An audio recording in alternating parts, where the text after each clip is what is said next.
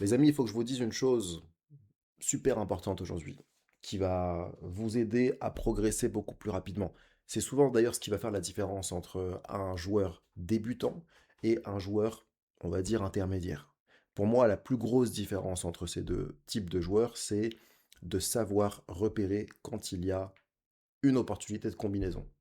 Qu'est-ce que j'appelle une combinaison? C'est simplement le fait de forcer votre adversaire à jouer d'une certaine manière, donc souvent vous en sacrifiant un de vos pions, pour qu'ensuite vous fassiez une prise décisive. Ok, donc c'est-à-dire que vous allez souvent faire des rafles et prendre 3, 4, parfois même 5 pions.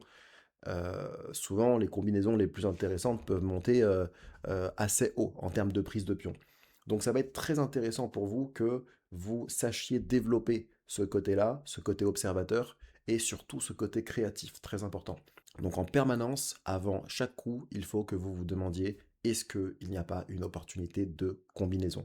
En général, les combinaisons se remarquent, on va dire, quand vous avez un peu d'expérience, ça se remarque assez facilement. Au début, c'est pas si simple, mais en général, c'est lorsque des pions vont être espacés d'une case en diagonale, et puis il y en a un qui va être un peu éloigné, vous avez un groupe de pions, vous allez en ramener un, et puis vous allez pouvoir ensuite faire votre combinaison.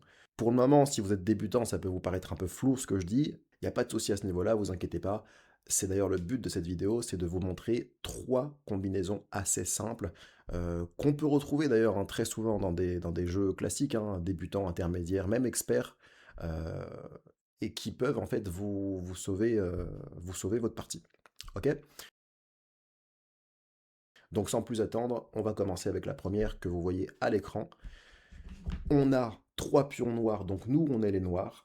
Eux, ils sont les blancs. Et là, l'objectif, eh bien, c'est de gagner, en fait, de rafler tous les pions blancs. Ok? Donc là, il faut faire appel à son côté créatif. Il faut déjà savoir repérer notre îlot. Donc on a un groupement de pions noirs, il nous reste trois pions en bas de l'écran. Donc dans un premier temps, ce qu'il faudrait faire, c'est analyser la situation et se demander quel pion blanc est le plus proche de notre îlot. Donc ce qu'il faudrait faire, moi ce qui me vient à l'esprit, c'est ça. C'est déplacer mon pion noir en bas pour ensuite attirer le pion blanc ici, et ensuite, eh bien, faire une rafle et manger les trois d'un coup. Ça, c'était pour la première combinaison. Donc vous avez vu, c'est quand même relativement simple en soi. Mais il faut y penser. Surtout dans une partie, souvent, il n'y a pas que ces pions-là. En l'occurrence, je vous ai mis vraiment en évidence ces pions pour vraiment vous faciliter l'analyse, vous faciliter la vue, etc. par rapport à tout ça. Mais ce qu'il faut comprendre, c'est que souvent, il y a des pions à droite, à gauche, et on n'a pas forcément, on pense pas forcément à ce genre de configuration. Sans transition, on passe à la deuxième combinaison. Ok, donc là nous sommes dans une autre partie, nous sommes toujours les noirs, eux ils sont les blancs, et là l'objectif, eh bien, c'est de faire une rafle, de repérer une combinaison assez intéressante. Pourquoi pas, euh, pourquoi pas aller jusqu'à faire une dame? Là déjà, à première vue, je pense qu'on peut faire une dame. Donc l'important, ça va encore une fois être de repérer nos groupements de pions, nos îlots noirs, îlots blancs. Ok? Nous, encore une fois, on est les noirs, on a un îlot qui est quand même assez groupé euh, en bas à gauche. Pour accéder à la ligne de dame, je vois qu'il y a un pion qui est à une case, qui a bougé, qui est passé de la ligne. Alors là, on peut le voir, hein, je vous montre ici sur cet écran. Un pion qui est passé de cette case-là, donc de la case 3 à la case 9. Ok? Donc l'objectif, nous, c'est de se rendre ici. C'est de faire notre dame ici. Ce sera le plus simple pour nous. Pour cela, encore une fois, on fait appel à notre côté créatif. Moi, ce qui me viendra à l'esprit, c'est peut-être de déplacer ce pion noir. Ensuite, on se fait manger volontairement par le pion blanc. Donc, encore une fois, on fait un sacrifice. Il ne faut pas avoir peur de faire des sacrifices pour trouver des combinaisons. Et ensuite, eh bien, on fait ça. Boum, boum et boum. Et là, on a notre dame. On passe à la troisième combinaison. Ok, donc là, on est en présence de notre nouveau jeu. Donc là, cette fois-ci, on est les blancs, eux, ils sont les noirs.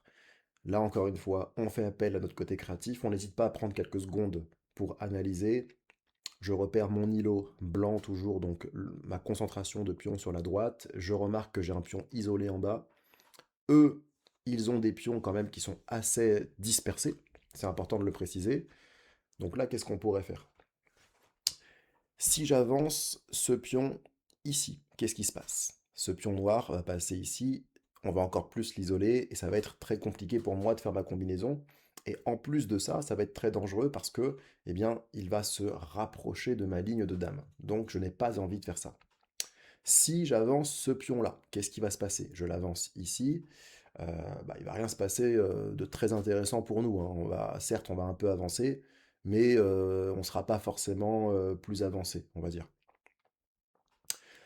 Par contre, si j'avance ce pion ici, qu'est-ce que ça pourrait nous donner? Eh bien, je pense que ça pourrait nous donner quelque chose d'assez intéressant. Si j'avance mon pion blanc ici, boum, le pion noir arrive ici, très intéressant, et nous, on peut ensuite, eh bien, lui prendre trois pions d'un coup. Boum. Donc vous voyez les amis, c'est pas forcément quelque chose de très compliqué à remarquer quand on prend le temps d'analyser les choses et de faire appel aussi à son côté créatif. Et je peux vous assurer que dans de nombreuses parties de débutants, vous avez tellement d'occasions, tellement de faire ce genre de combinaison et même dans des parties d'intermédiaires, hein. Après, c'est vrai que si vous allez suivre des matchs de professionnels, voilà, il y aura beaucoup moins d'opportunités. Mais il peut y en avoir aussi. Mais en général, les débutants font des erreurs classiques comme ça, hein, et vous pouvez facilement les impressionner. Déjà, si vous apprenez ces trois types de combinaisons qui reviennent quand même assez fréquemment, faut le dire, dans beaucoup de jeux, je pense que vous pourrez quand même surprendre certains de vos amis, certains de vos adversaires. N'hésitez pas à me dire ce que vous avez pensé de tout ça dans les commentaires. Si vous avez des questions, n'hésitez pas, j'y réponds avec grand plaisir et on se retrouve très bientôt pour une nouvelle vidéo sur le jeu de dames.